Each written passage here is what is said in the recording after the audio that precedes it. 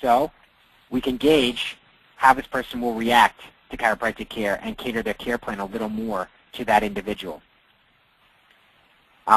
That's about it. I know I talked really fast, but I have more information. But let me just go back to this person, just because I know somebody's going to ask about it. This person who has HIV, the multiple organ kidney failure, kidney failure, thyroid failure, all of these things. We actually people always ask this at the end, how do we treat this person? I actually go really light with her. I see her 2 to 3 times, mostly 2 times a week, and I do SOT on her, and I do activator on her, just because her nervous system is exhausted and it's running in the red. I mean, she's got a 0.1 skin conductance. Her temperature is below 80. I don't want to go in there and create any more chaos. So what I want to do is I want to ease her in a little more. Eventually, my goal is to start obviously adjusting her, because that's primarily what I do.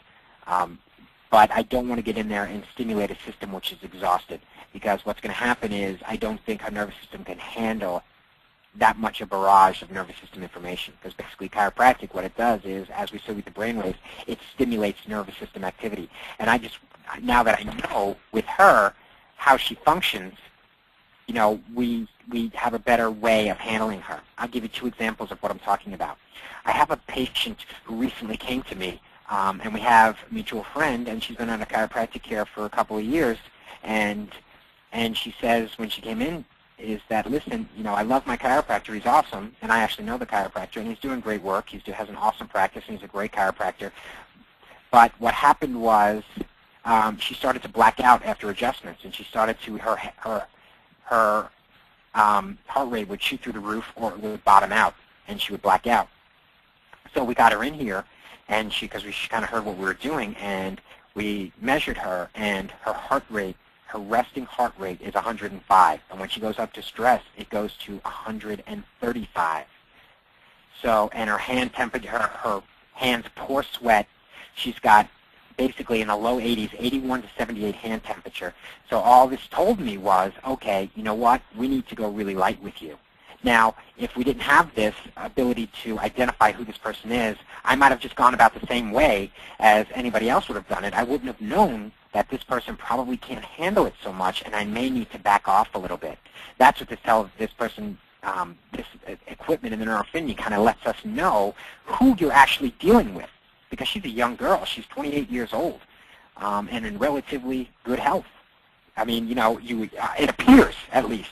But then we get in there and you say, holy good God, you're in overload off the chart, and if I stimulate this system anymore, you're not going to be able to handle it. And it's no wonder that you start to black out after these things, because if we stimulate this system and, you're in overload already, we're just stimulating an overstimulated system.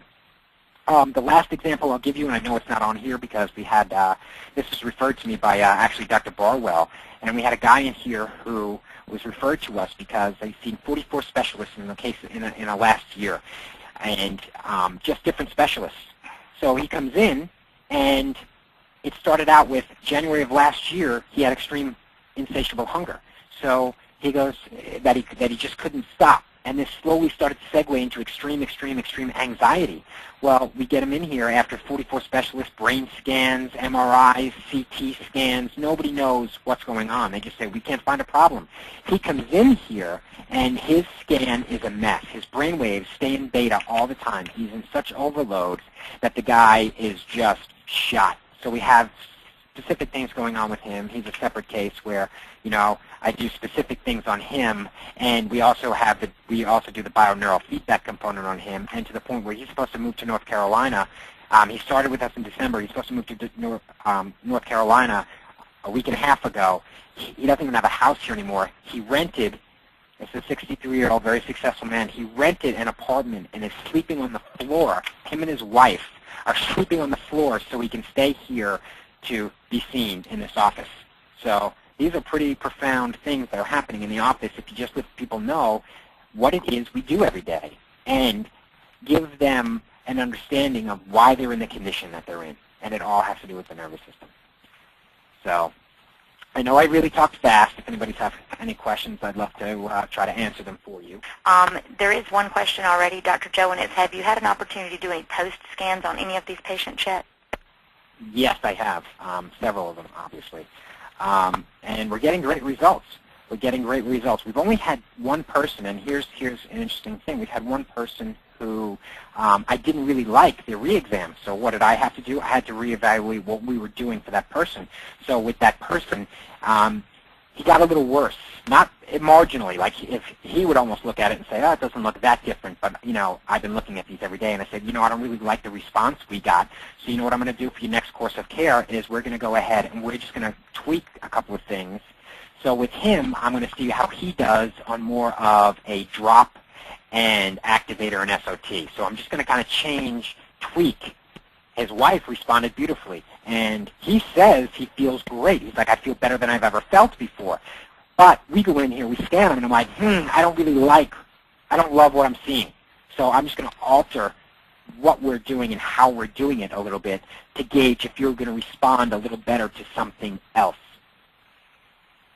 But we've had a lot of successes. We've had a guy who is deaf in his left ear. He can hear now. I'm not treating him for that.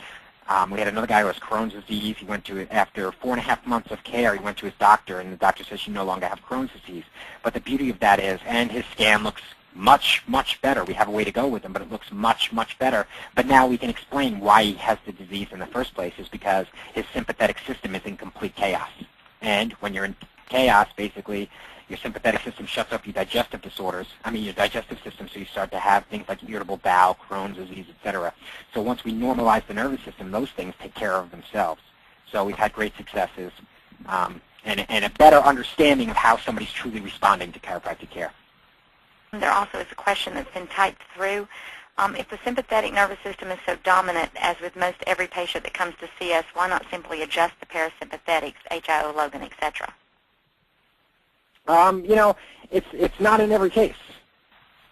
It's chaos. I mean, you can do that. I mean, that's why I don't always jump up and down on people's thoracic spine, to increase that sympathetic activity. But when we see cases, now I'm just showing you severe cases and pretty dramatic situations that happen in the office. Not every patient is that way. I'm just showing you these people who are in complete, utter chaos that actually are walking in the door that you would think are normal, healthy individuals that may have a little bit of back pain. They work out, they do these things, but now you're expressing how these disease states start.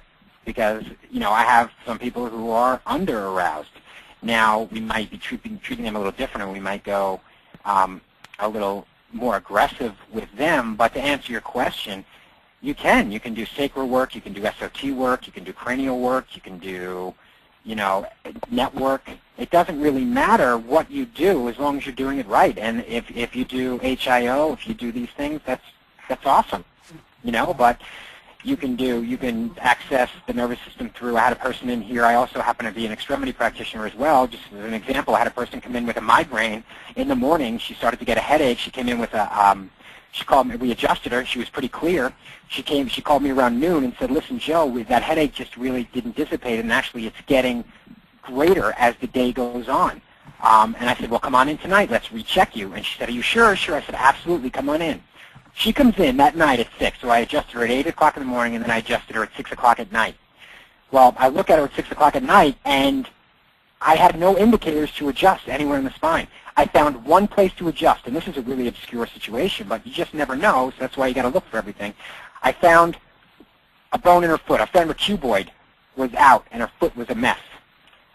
I hit her cuboid, and you heard this thing smack. Boom. I went to write on her. That's the only thing I found to adjust. I reached over to write on her chart, and all of a sudden she says to me, as she's still laying on her back on the table, says, is it possible that my migraine could be gone? And I said, why, is it? And she said, yeah. It was that instantaneous. So to answer your question, this is what I'm saying with all techniques work. I wasn't just going to walk up there and start hitting her atlas, or I was going to start there walking up there and hitting her occiput and just say, well, let's just stimulate that parasympathetic system. There's a lot to chiropractic, but yet it's only as complicated as we make it. But, whatever you do, as long as you know how to do it, you're going to have great effects on the nervous system.